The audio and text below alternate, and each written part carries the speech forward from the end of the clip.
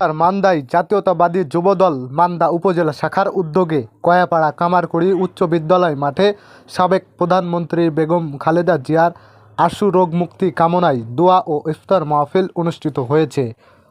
উক্ত ইফতার মাহফিলে মান্দা উপজেলা যুবদলের আহ্বায়ক নুরুল ইসলাম এর সভাপতিত্বে ও যুবদলের যুগ্ম আহ্বায়ক আব্দুল জলিল এর সঞ্চালনায় অনুষ্ঠানে প্রধান অতিথি ছিলেন নওগাঁ জেলা বিএনপির আহ্বায়ক আবু বক্কর সিদ্দিক নান্নু। বিশেষ অতিথি হিসাবে উপস্থিত ছিলেন কেন্দ্রীয় বিএনপির নির্বাহী কমিটির সদস্য, ঢাকা বিশ্ববিদ্যালয় ছাত্রদলের সাবেক আহ্বায়ক আব্দুল মতিন, উপজেলা বিএনপির আহ্বায়ক শফিকুল ইসলাম বাবুল চৌধুরী, উপজেলা বিএনপির সাবেক সভাপতি আলহাজ মুখলেসুর রহমান মকে, বিএনপির সাবেক সাধারণ সম্পাদক ও সাবেক উপজেলা চেয়ারম্যান ডাক্তার ইকরামুল বারী টিপু। অন্যান্যদের মধ্যে বক্তব্য রাখেন উপজেলা যুবদলের যুগ্ম আহ্বায়ক ডিএম আব্দুল মালেক, যুগ্ম আহ্বায়ক সিদ্দিক হোসেন, যুগ্ম আহ্বায়ক সাদেকুল ইসলাম, যুগ্ম আহ্বায়ক